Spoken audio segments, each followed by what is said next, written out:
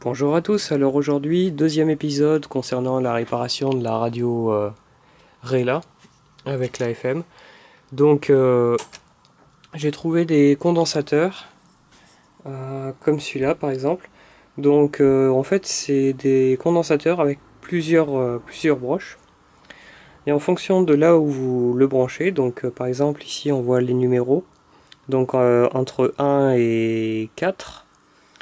Donc si vous branchez entre 1 et la carcasse ici métallique, vous aurez 25 microfarad de 320 à 350 volts. Donc voilà, vous pouvez les brancher comme ça. Bon. Alors j'en ai testé un là par curiosité quand même, avant de faire quoi que ce soit. Donc là par exemple, celui-là je devrais avoir sur la pine 1 22 microfarad. Et sur le multimètre, là je vois que je suis à 26. Bon, on n'est pas loin des 30 requis par là. Je pense pas que ce soit très critique, hein. C'est calculé quand même assez large. Alors, autre chose justement, pour savoir un petit peu si le condensateur tient encore un peu le coup, c'est de passer en mode voltmètre, après avoir fait un test comme ça, après avoir fait le test de capacité, parce qu'en fait le capacimètre envoie une tension. Et là en fait on voit la tension qui est dans le condensateur, et donc qui chute doucement, à cause de non seulement de la résistance entre guillemets interne, enfin de l'ESR du condensateur, mais aussi par l'appareil de mesure qui présente une résistance de 10 mégohm. Alors ce que je vais faire, c'est que je vais tout simplement connecter à l'aide de ces fils le condensateur ici. Je vais le connecter, je vais le laisser en dehors du boîtier pour en fait venir enlever les connexions ici du condensateur original pour en fait vraiment partir que sur ces condensateurs là. Donc je vais les connecter et puis ensuite on passera à la mise sous tension. Les deux condensateurs sont à présent branchés. Donc ici on a le point de masse ici au centre du spot, à côté du transformateur. Donc il est commun, c'est branché pareil pour les deux condensateurs. Là on voit l'espèce de trou dans le châssis. Ici, du coup, j'ai laissé les fils des anciens condensateurs en l'air. Voilà, les soudures sont pas super belles, tout simplement parce que ce genre de fer, là, type camping gaz ou peu importe, là, c'est bien, c'est puissant pour les plans de masse, etc.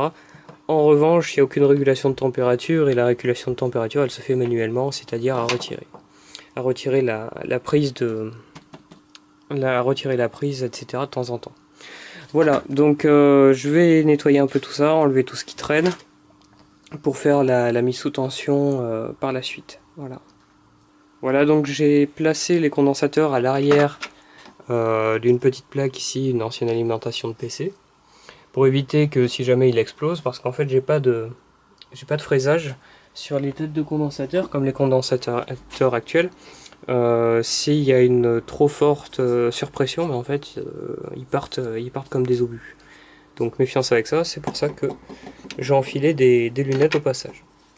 Bon, bien sûr, il est strictement interdit de mettre les doigts euh, quand ce sera sous tension.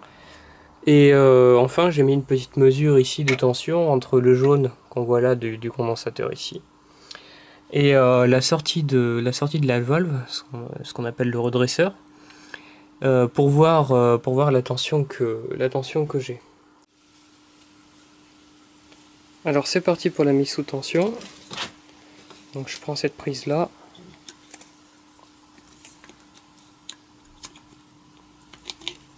Je branche. Voilà. Voilà, donc le redresseur commence à fonctionner, on le voit ici. Ça y est. Normalement on devrait atteindre vers les 200-300 volts.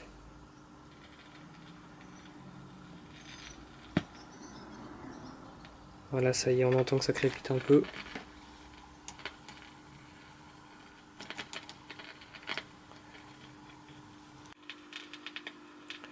Voilà, je suis dans la position actuellement pick-up, donc phono. Et en fait ça permet tout simplement de tester l'ampli BF. Donc là,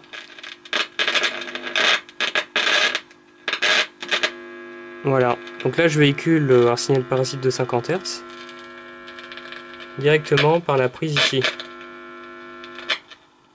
Voilà, le problème c'est que apparemment les autres modes ne fonctionnent pas, donc grandes ondes, petites ondes, etc. Donc c'est un autre problème, mais en tout cas l'ampli BF fonctionne. Voilà, donc c'est la fin de cet épisode, donc maintenant j'ai plus qu'à tester différents composants.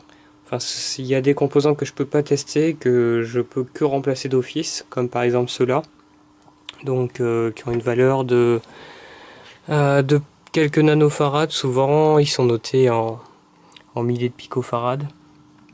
Par exemple ici ce 5000 picofarad, ben, ça fait 5 nanos, donc un 4,7 à la place, ça ira très bien. Voilà, il y a quelques petites choses comme ça que je vais pouvoir changer sans trop réfléchir, d'autant que j'ai de la récup. Donc notamment aussi les condensateurs de liaison.